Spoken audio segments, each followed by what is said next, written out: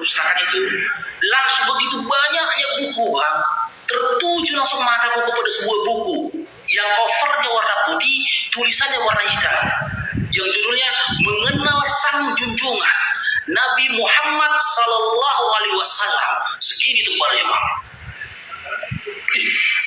Itu dia pikirku.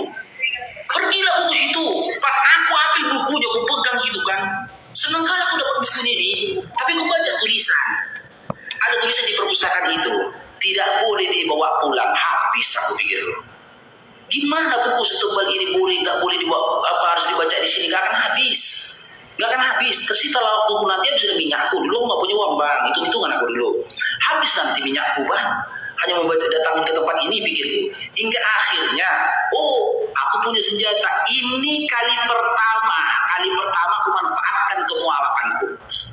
Kali pertama ini teman-temanku aku manfaatkan kemualafanku. Karena aku tahu kan, seorang muslim jika dikatakan ada saudara barunya mualaf, mereka akan memudahkan urusan seorang mualaf. Aku udah tahu bacaan itu. Ini kali pertama aku manfaatkan mualafku. Ku datangin penjaga bukunya, bilang, Pak, aku bisa bawa pulang buku ini. Oh nggak boleh bang, katanya. Harus baca di sini bang. Aku bilang langsung gini, aku mualaf bang. Ditengoknya aku, pertama nggak cuek dia bang, sambil lurus dia gini. Oh nggak boleh bang, kata dia gitu. Aku mualaf bang, tapi bergetar suara dia bilang, aku mualaf bang. Tengoknya udah segini. Iya bang, iya. Berapa lama bang mualaf? Sudah 2 tahun lebih bang, aku bilang. Itu nggak mualaf bang, katanya. Iya bang, ini aku mau belajar bang, aku bilang. Boleh bang, boleh. Dikasihnya, boleh bang, boleh bang, boleh. Terakhir ada dua buku lagi kan yang aku suka. Yang kalau aku ambil 2 lagi boleh bang? Boleh. Ambil. Tapi nanti aku minta alamat rumahmu dan juga nomor teleponmu, kata dia. Iya bang, aku bilang. Iya, aku bawa pulanglah buku ini. Ingat teman-teman ya, penasaranku tentang Nabi Muhammad SAW. Aku bacalah buku ini, ternyata kisah Nabi Muhammad SAW dimulai dari Aminah, ibunya itu hamil sampai dia meninggal dunia. Nah, yang jadi poin penting buatku itu, yang jadi apa yang ku ingat memori ini jadi perbandingan buatku ketika dia meninggal dunia. Dikisahkan dalam buku itu, aku lupa bang apa penerbitnya siapa waktu itu. Ketika malaikat Jibril alaihissalam mendatangi Nabi Muhammad SAW, saat Nabi Muhammad SAW sudah merasakan sakaratul maut. Waktu ku baca di perkataannya bang, wahai Jibril, beginikah pedihnya sakaratul maut wahai Jibril. Aku belum baca ke bawah bang, aku langsung terpikir belum. Nabi kok merintih kesakitan juga merasakan sakaratul maut. Masa Nabi merintih kesakitan merasakan sakaratul maut? Tapi kekasih Allah. Ku baca bang di bawahnya bang. Nangis aku di situ bang. Apakah seperti ini sakaratul maut yang akan dirasakan oleh umat Jibril, kata Nabi. Iya Rasulullah. Bahkan dimudahkan atasmu. Ini perkataan terakhir ini, bawahnya lagi bang, pahit kali bang, dengarkan bang. Iya Jibril, sampaikan kepada Allah, timpakan semua pedihnya sakaratul maut umatku kepadaku. Jibril, kata Nabi di sini bang. Di situ nangis aku bang, ya Allah. Aku kalau cerita ini nggak bisa tahan aku. Serem kali orang ini, aku bilang.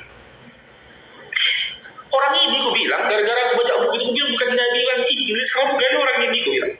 Karena aku bandingkan bang, aku bandingkan ini, maaf ya teman-temanku ya, teman-temanku Kristen ya.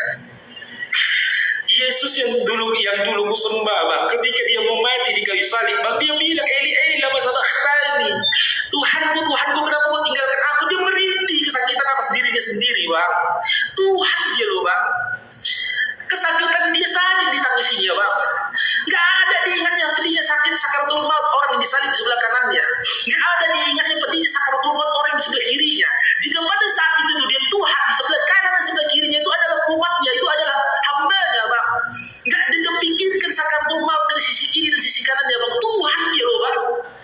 Tuhan dia. Wah ini jarang, nggak pernah kita pikirkan nih bang. Baru bang Faruk yang udah dengar. Tuhan dia loh, gak dipikirkannya.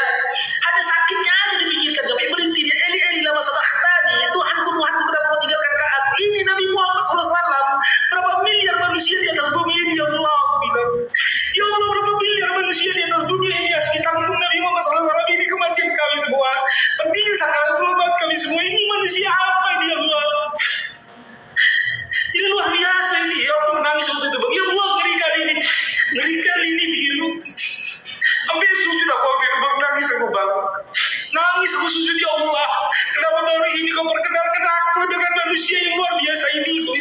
Dia ini bukan aku langsung katakan bahwa ini bukan nabi umat Islam.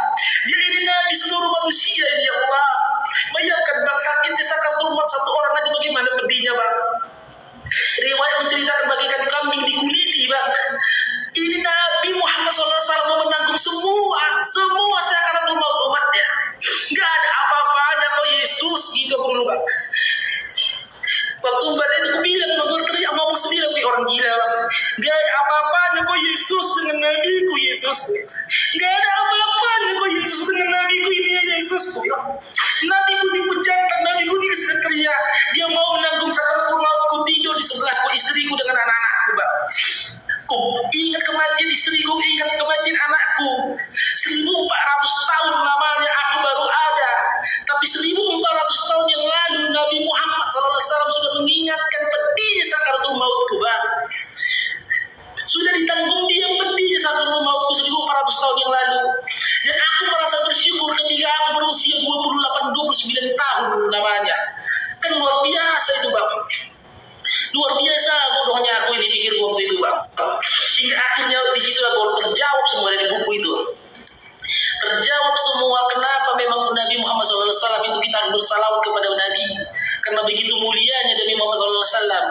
Memang begitu mulianya akhlaknya. Memang pantas di dalam Al-Quran dikatakan sudah ada suri tauladan. Jika hanya membaca kisah ketika Nabi berbuat baik kepada orang yang berbuat jahat kepada dia, itu biasa bang. Waktu itu aku membacanya biasa, tapi ketika sakaratul mautnya Nabi Muhammad SAW kubandingkan dengan kematian Yesus di kayu salib. Di mana waktu itu Yesus merintih kesakitan. Nabi tak sebutkan sakit kali kematianku Jibril. Sakit ini ku Jibril. Di dalam Bible aku ingat ketika Yesus itu dipukul wajahnya. Kenapa kau memukul aku? Nggak terima dia dipukul bang. Nggak terima dia dipukul. Dia pun nggak terima dia dipukul. Dia merasakan sakitnya. Kenapa kau pukul aku? Tapi Nabi Muhammad SAW di ujung hayatnya dia tidak mengatakan ya Allah kau pedihkan di sakaratul mautku. Nggak ada begitu bang. Alhamdulillah setelah itu semakin berkembang kecintaanku terhadap iman dan Islam terkhusus kepada Nabi Muhammad SAW. Aku semakin suka membaca-baca kisah tentang Nabi. Sehingga ketika aku bersalawat, aku kembalikan bukan aku mendoakan Nabi, tetapi aku berharap doaku ini kembali kepada diriku tadi. Bahkan ini bang, ini perkataanku di bang ya. Bahkan seandainya Nabi Muhammad SAW itu bukan seorang Nabi, dikatakan ya Allah, aku tetap berjasa kepada dia karena dia mendoakan aku ketika dia menghadapi kematiannya. Luar biasa. Jadi ini bisa diperbandingan buat kalian teman-temanku Kristen. Perbandingan buat kalian. Sosok yang kalian katakan luar biasa, perkasa. Ketika dia menghadapi kematian di kayu salib dia tidak mengingat kalian. Tapi Nabi kami berkali-kali dia mengatakan ummati. Umatku. Yesus ketika mati di kayu salib tidak ada mengatakan Kristen. Tidak ada. Tak ada perkataan Nabi Yesus seperti itu bang. Tidak ada lisan Yesus begitu tertulis dalam kitab Lukas. Saat kematian Yesus tidak ada di dalam kitab Petrus pun tidak ada saat tentang kematian Yesus. Yesus mengatakan Kristenku nggak ada. Karena memang Yesus tidak kenal sama kalian. Tetapi kami, aku yang lahir 1400 tahun setelah Nabi Muhammad SAW meninggal dunia, Nabi Muhammad SAW sudah menyebutkan aku, sudah menyebutkan istriku, sudah menyebutkan anakku, sudah menyebutkan 7 keturunanku sampai akhir kiamat nanti. Selama mereka beriman kepada Allah dan juga Nabi-Nya. Nabi kami sudah meminta pertangguhan dari kematiannya. Luar biasa. Dengan dia meminta kepada Allah. Doa para Nabi dijabah Allah. Doa para Nabi itu dijabah Allah.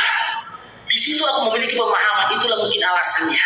Sakaratul mautnya manusia sekarang, khususnya umat Islam, tak sesakit umat-umat sebelum Nabi Muhammad SAW. Umat-umat sebelum Nabi Muhammad SAW sangat pedih menghadapi sakaratul mautnya. Mungkin lebih pedih daripada ketika kambing dikuliti. Akan ketika Nabi Muhammad SAW meminta itu kepada Allah, saat itu juga dijabah oleh Allah. Makanya mungkin saat ini kita melihat kematian seorang muslim ketika mati dia dalam keadaan tersenyum. Karena apa? Karena Nabi tahun yang lalu dia sudah mengingat kami umatnya. Ummati, ummati, ummati. Dan Yesus tak pernah mengatakan Kristenku, Kristenku, Kristenku. Berpikir kalian, ketika dia ada di atas bumi saja, waktu itu kalian katakan itu adalah kemanusiaannya. Di dalam kemanusiaannya pun dia tidak pernah mengingat kalian.